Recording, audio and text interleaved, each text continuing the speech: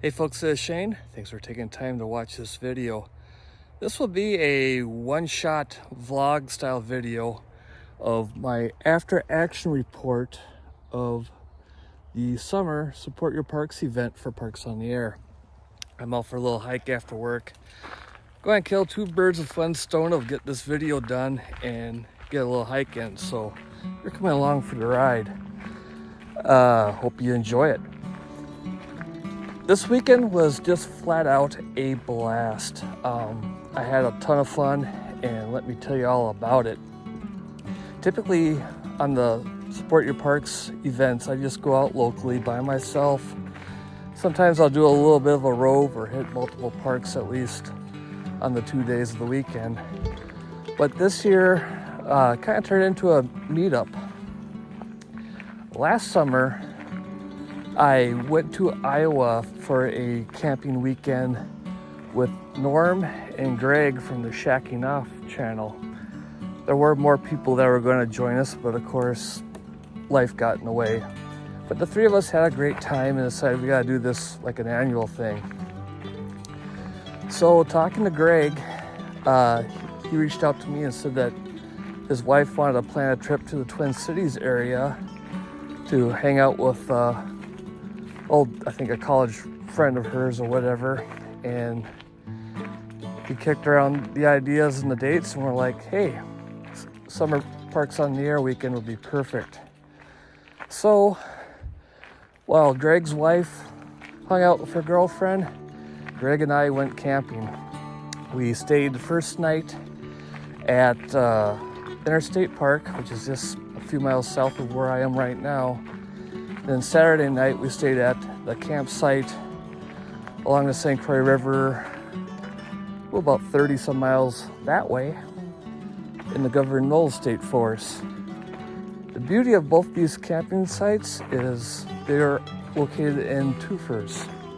Actually, I think part of the Ice Age, or part of Interstate Park is a threefer with the St. Croix River and the Ice Age Trail, but the problem with that park, as beautiful as it is, and one of my favorite places to be, it is not ideal for ham radio. The majority of the park is in basically a canyon with trap rock walls on each side, so not a lot of good places for propagation. Fortunately, just near the park entrance, it's up on the high ground. There's a nice pavilion set up, and the Ice Age Trail's within 50 feet of that pavilion, so that spot's a twofer. I took Friday off of work. Greg was on his way up that day with an arrival date of sometime in the middle of the day. So I went there bright and early. I did a little hiking and confirmed our campsite reservations. Then I set up at that pavilion and I did an activation on my own. Made about 60 contacts in a little over an hour, so that was a great start. Shortly after that, Greg arrived. We set up camp, did some last minute grocery shopping for some odds and ends. Then we just hung up by the campfire, cooked some brats, and had a few adult beverages and just caught up on life with each other. Then the next day, we basically hung out around camp, cooked breakfast, broke down camp, and then went up to that pavilion and set up and played radio for a little while. Of course, at that time, a few people joined us because we posted the event on the meetups pages in both the Toads Discord and the Ham Radio Clubhouse Discord. So we got to hang around with T.O., Steve, KM9G, as you all know from his popular YouTube channel, Temporarily Offline. And of course, he's amongst the Coffee and Ham Radio crew. And also, we had a pretty new ham, Aiden, KD9VUK, come down to join us from the Superior Duluth area, which is about an hour and a half drive. So Thank you, Aiden, for coming down and meeting us. It was great to meet you. Kilo Alpha 9 Papa, Kilowatt Quebec, gotcha. Way down in the weeds, 3-3 Wisconsin, park number. The four of us did an activation where we were basically playing musical chairs with the mic, and it was pretty chaotic, but a lot of fun. We're too busy spending most of our time talking amongst each other to pay attention whose turn it is to make the contact. But some people got 3 contacts, some people got 5 from 3 operators, but we had a blast. A good portion of that Greg recorded, or actually live streamed, so if you go to the Shacking Off channel, you can replay that live stream and see the chaos. That was a lot of fun. After that, Greg and I, like I said, we already packed up. We headed north, stopped at a bar and restaurant, or a bar and grill, I should say, for a burger and some ribs. And then we set up camp at the Governor State Forest at the St. Croix campsite just off of Highway 70 near my hometown of Grantsburg, Wisconsin. And we got things set up, and our friend RJ K9ZIE happened to be in the area. He's a friend of mine on Twitter. I've been following him for a long time. He's been following me. We know each other through Twitter, but we never met.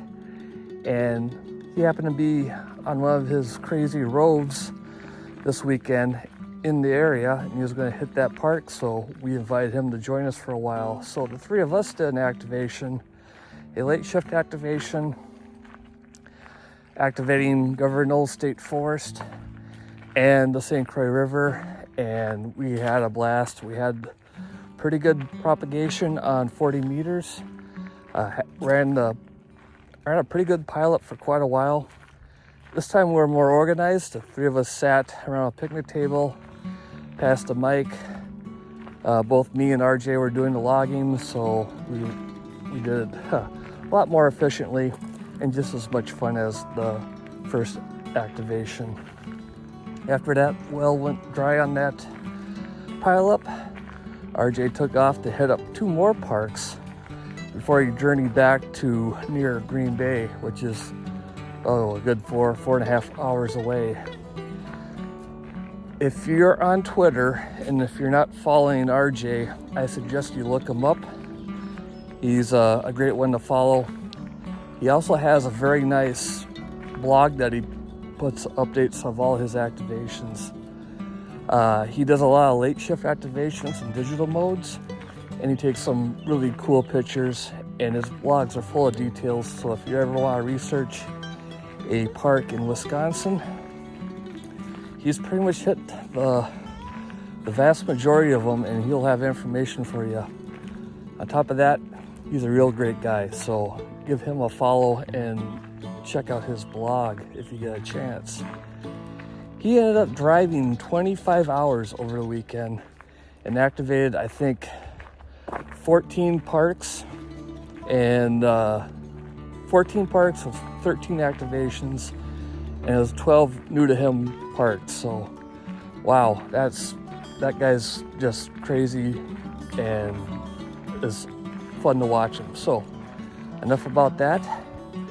After RJ left,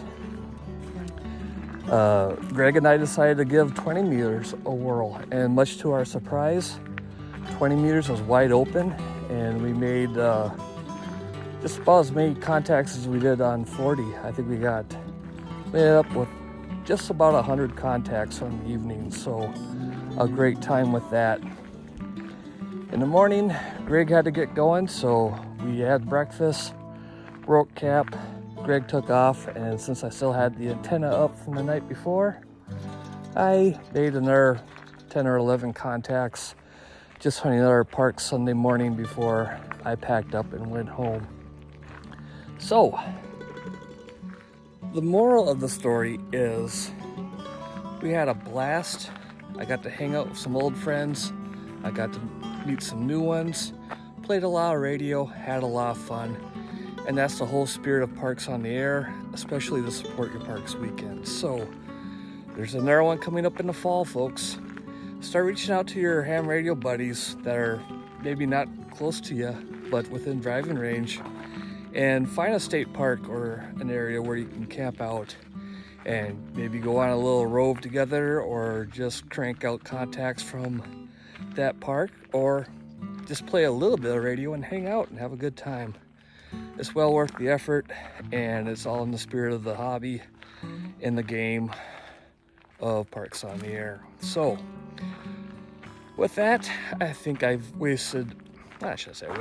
think I've used up enough of your time, and I hope you enjoyed this. If you like this style of video, let me know. I know some people do. I'll try to put them out every once in a while. So with that, 73 folks, thanks for watching. Hey folks, this is Shane. Thanks for taking the time to watch this video. This will be a vlog style video of an